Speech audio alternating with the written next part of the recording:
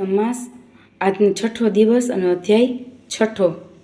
પછી સૂતજી બોલ્યા કે હે મુનિઓ, ભગવાન વિષ્ણુએ ભગવાનના તેજસ્વી મંદિર જોયું અને સાથે જ આંખો મીચાવા લાગી। પછી ધીમેથી ઉઘાડી મળમાસને સાથે રાખી આનંદ સાથે મંદિરના દ્વાર પાસે આવ્યા। એટલે દ્વારપાલોએ ભગવાન વિષ્ણુના ચરણમાં વંદન કર્યું। પછી ભગવાન વિષ્ણુ ધીમે ધીમે ભગવાનની નજીક પહોંચ્યા।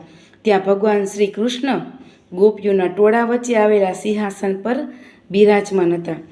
ભગવાન કૃષ્ણને વિષ્ણુ પગે લાગ્યા અને બોલ્યા કે ગોપોના પતિ, કિશોર અવસ્થાવાળા, મેઘ જેવા શ્યામ વર્ણવાળા, કામદેવ જેવા સુંદર અને વૃંદાવનમાં રાસલીલા કરનારા, પીળા પીતાંબરવાળા મુરલીધર, હું તમને વંદન કરું છું।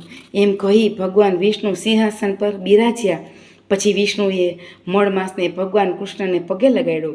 ત્યારે ભગવાન શ્રી કૃષ્ણે પૂછ્યું કે હે વિષ્ણુ, આ કોણ છે? અહીં કેમ આવ્યો છે? એની આંખમાં આંસુ કેમ છે? ગોલોકમાં તો શોકનું નામ નિશાન હોતું નથી, તો પછી આ દુઃખી ધ્રુજ તો કોણ છે? ભગવાન કૃષ્ણના પ્રશ્નના જવાબમાં વિષ્ણુ કહેવા લાગ્યા કે હે વૃંદાવન ચંદ્ર, હે મોરલીને ધારણ કરનારા, આ અધિક મળમાસ છે, તેનું દુઃખ કહેવાય એમ નથી। બિચારાનો સ્વામીવાળા મહિનાઓ વગેરે તિરસ્કાર કર્યો છે। આ ન ધણિયાતો છે, મેલો અને નાલાયક છે, એના મહિનામાં સ્નાન કરવું ન જોઈએ, એ શબ્દો એને કહેવામાં આવે છે। આ શબ્દોના અગ્નિથી બળતો મરવા તૈયાર થયેલો મારી પાસે આવ્યો। હે કૃષ્ણ, હે ગોલોકપતિ, તમે બીજાનું દુઃખ તો જોઈ શકતા નથી, આવું વેદથી કહેવાયેલું છે, માટે આના ઉપર દયા કરી અને એને અભય કરો, સુખી કરો।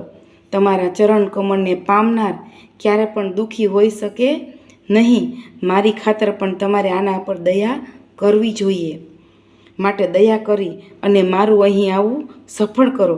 તમને વધારે શું કહેવું? એમ બોલતા વિષ્ણુ બે હાથ જોડી અને ભગવાન શ્રી કૃષ્ણની સામે ઊભા રહ્યા।